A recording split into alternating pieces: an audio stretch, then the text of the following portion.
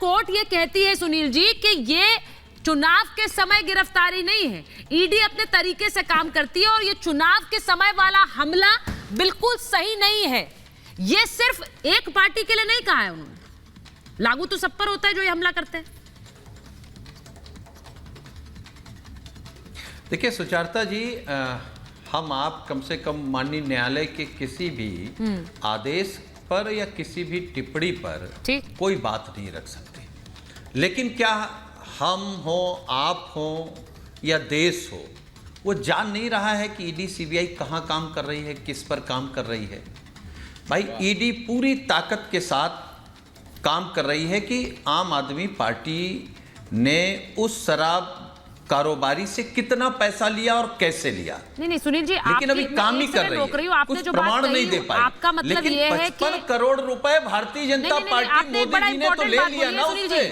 आपने कही कि ये तो हम नहीं कह सकते ना सुनील जी, आप कह रहे हैं आप और हम जानते हैं, मतलब कोर्ट ये तो नहीं नकार सकती ना आपकी 55 करोड़ रुपए मोदी जी ने और भारतीय जनता पार्टी ने उसी व्यापारी से लिया, तो उस पर भी बोला है, उस पर भी बोला है, ये तो साफ है ना।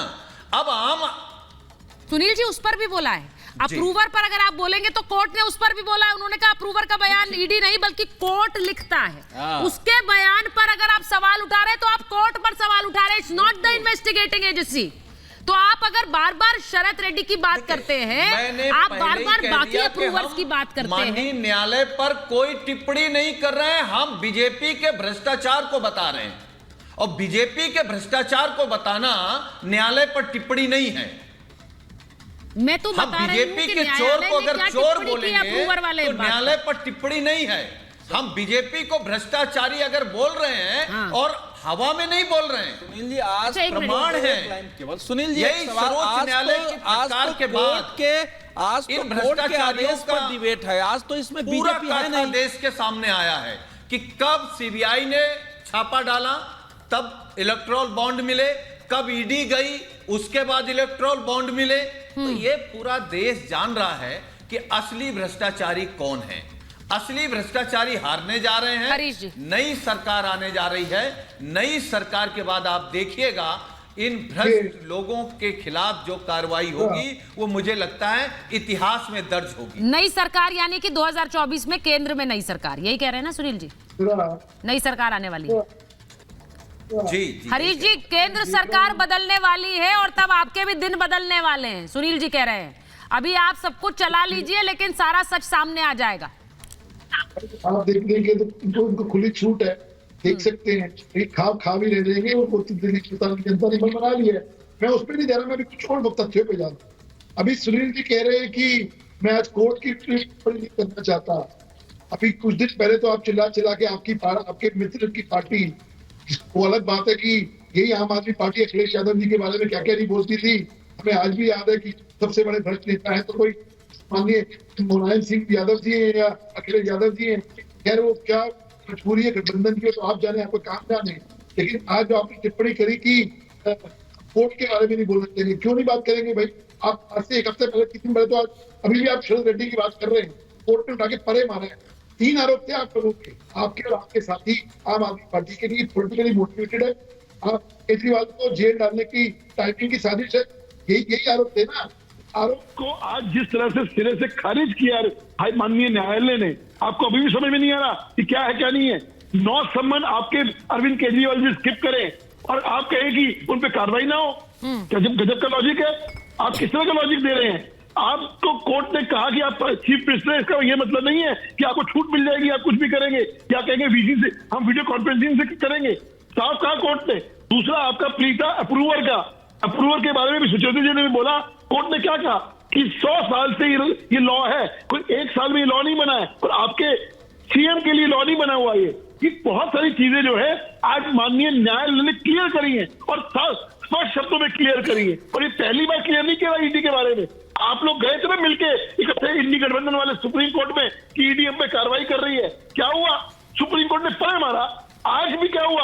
आज भी आपको उठा के साफ बोला कि जो आप कह रहे हो पॉलिटिकली मोटिवेटेड नहीं है, साक्ष्य के आधार पर लीगली और वैलिडली ईडी ने केस किया है। ये ईडी चाहे वो गोवा के विधायक का बयान हो, चाहे वो हवाला के ट्रांजेक्शन मिली हो, तमाम ऐसे दस्तावेज है जो चीख के कह रहे हैं कि मास्टरमाइंड और जो किंग पिन है वो अरविंद केजरीवाल है। अब आपकी मजबूरी में समझ सकता हूँ कि चोर मुसेरे भाई हो नहीं, चुके मैं इसलिए ये बात कह रही हूँ हरीश जी, क्योंकि एक नहीं है, ये विपक्ष की ज्यादातर पार्टियां या फिर मैं कहूँ सारी पार्टियां बीजेपी पर यही आरोप लगाती है आप लोगों पर कि ईडी और सीबीआई का दुरुपयोग आप लोग कर रहे हैं। ईडी और सीबीआई का दुरुपयोग आप लोग कर रहे हैं। कोर्ट का आज जो टिप्पणी आई है वो इस मामले में जांच एजेंसियों को बचा रही है, आपको नहीं बचा रही है। सुचित्रा जी हाँ। जब 350 करोड़ रुपए के घर में कैश मिले तो आप क्या एक्सपेक्ट करते हैं कि ईडी कार्रवाई नहीं करेगी? जब टीएमसी के सांसद के घर में कैश मिलेगा तो क्या एक्सपेक्ट करते हो कार्रवाई नहीं करेगी?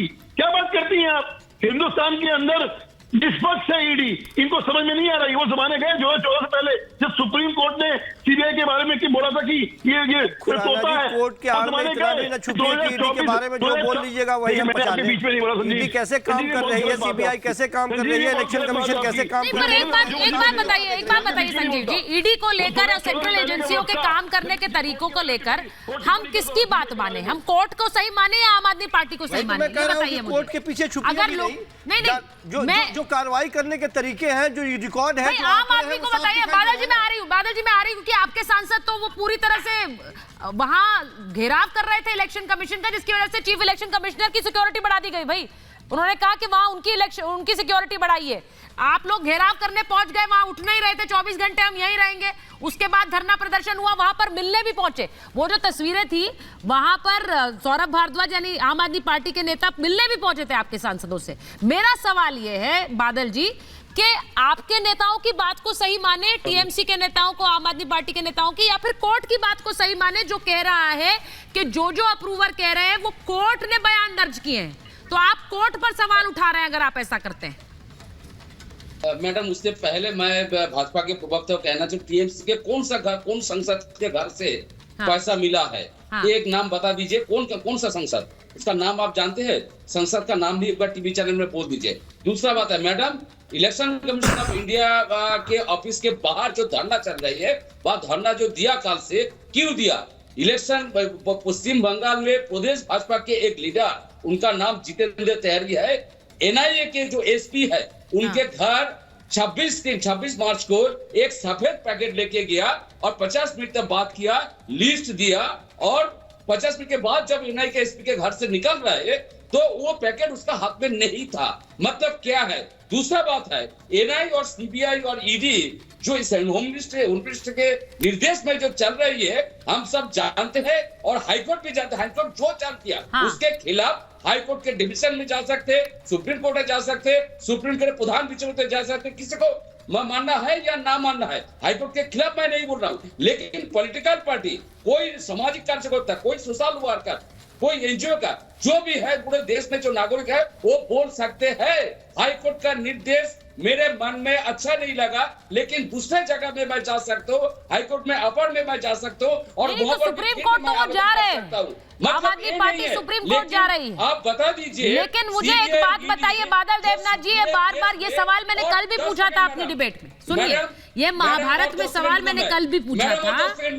1 किलोमीटर रास्ता। बादल जी फुल स्टॉप तो लगाइए, कॉमा ही लगा लीजिए। सवाल पूछूं आपसे? कहाँ जरूरत है? आप तो हमला करते हैं। अच्छा फुल स्टॉप, ठीक है, कॉमा लगाइए, जरा कॉमा लगाइए। सवाल पूछ रही हूँ आपसे, सवाल ये पूछ रही हूँ कि आपके राज्य में तो सेंट्रल एजेंसीज पर पत्थरबाजी हो जाती है, हमला हो जाता है, उस हमले के बाद भी आप ही प्रताड़ित हैं। सेंट्रल एजेंसियां आपके खिलाफ कोई बयान न दे और ना ही कोई केस रजिस्टर करें। बादल जी वहां पर पत्थरबाजी किस राज्य में हुई है? रात 3 बजे किसी का घर में घुस सकता है ये नहीं है? आप बता दीजिए, कोई रूल्स है देश में? कोई ऐसा रूल्स है? CBI, ED, NIA, income tax हो, वहाँ कोई स्टेट का गवर्नमेंट का जो संस्था है, कोई पुलिस अधिकारी, सर ऐसा कहीं रूल बुक में लिखा है कि एनआईए कहीं छापा नहीं मारेगी रात के 3 बजे? बादल जी ऐसा किसी रूल बुक में लिखा हुआ है क्या कि एनआईए या सेंट्रल एजेंसियां रात के 3 बजे छापा नहीं मार सकती? हाँ, ये जरूर हो सकता है कि टीएमसी के नेता के घर पे छापा नहीं मार सकते हैं,